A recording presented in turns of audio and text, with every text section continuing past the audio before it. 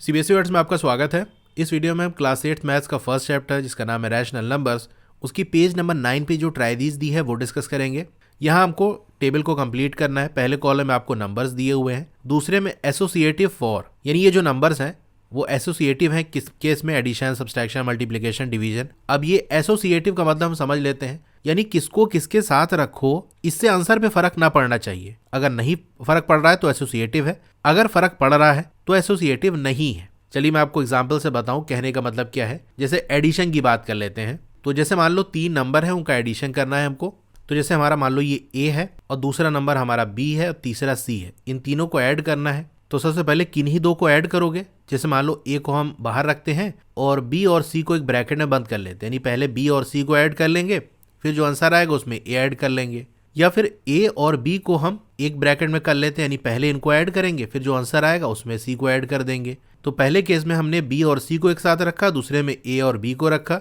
इसी तरह से एक और केस आप बना सकते हो जहाँ ए और सी को साथ में रख सकते हो।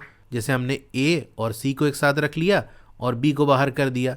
तो इन सारे केसेस में अगर आंसर हमारा सेम आ रहा है तो हम कहेंगे कि हाँ ये जो नंबर है वो एडिशन के केस में एसोसिएटिव है, यानी किसको किसके साथ रख लो इससे आंसर पे फर्क नहीं पड़ रहा है।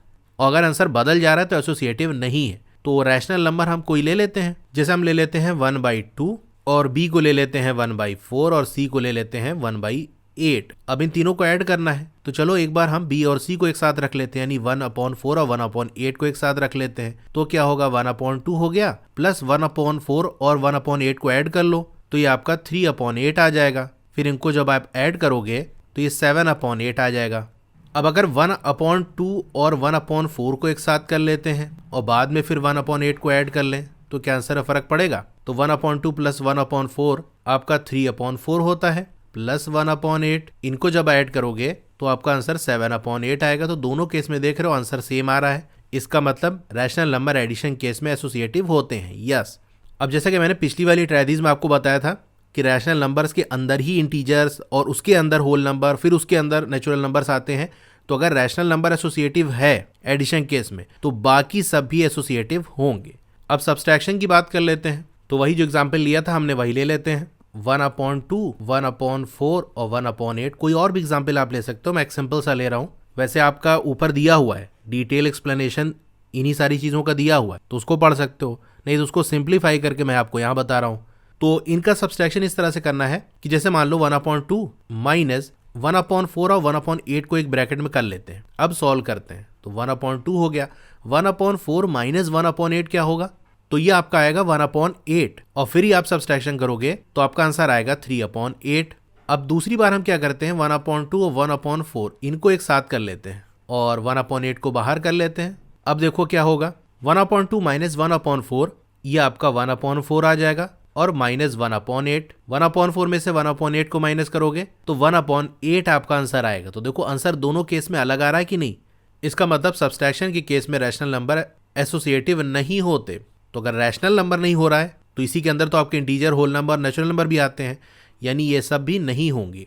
आप इसको अलग से एग्जाम्पल लेके ट्राई भी कर सकते हो। कोई इंटीजर ले लो, होल नंबर ले लो। चलो मैं आपको एग्जाम्पल लेके दिखा देता हूँ कि जैसे 8, 4 और 2 है। 8 - 4 - 2, अगर इन दोनों को एक ब्रैकेट में रख दें तो 8 - 2 हो जाएगा जो कि आपका 6 होता है, और 8 - 4 कर दें और इस -2 को बाहर कर दें तो 8 में से 4 गया तो आपका 4 बचा, 4 - 2 आपका 2 आ जाएगा। तो देख रहे हो दोनों में आंसर अलग आ रहा है। मल्टीप्लिकेशन की बात कर लें तो अगर जैसे हमारा 8 है, 4 है और 2 है, इनको मल्टीप्लाई करना है तो 4 और 2 को एक साथ कर लेते हैं। तो 8 4 2 8, 8 8 64 होता है आपका।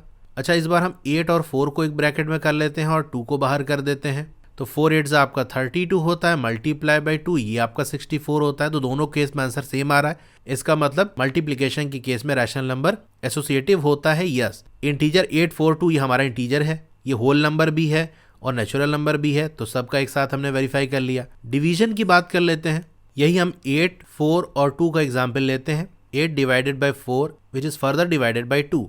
अब 4 और 2 को एक साथ कर लेते हैं। अब देखो क्या होता है, 8 डिवाइडेड बाई, ब्रैकेट को पहले सॉल्व करते हैं, 4 को 2 से डिवाइड करेंगे तो आपका 2 आएगा। अब 8 को 2 से डिवाइड करो, 2 4 8 तो आपका 4 आंसर आ गया।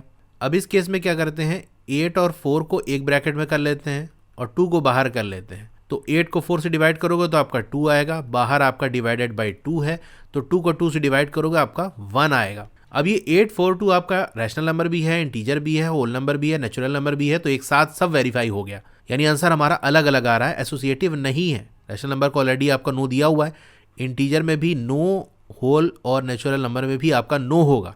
तो ये ट्राइडीज आपकी कंप्लीट हो गई। जो ऊपर पूरी कहानी आपको लिखी हुई है उसको मैंने समराइज करके शॉर्ट में बता दिया, तो वो भी आपका कवर हो गया।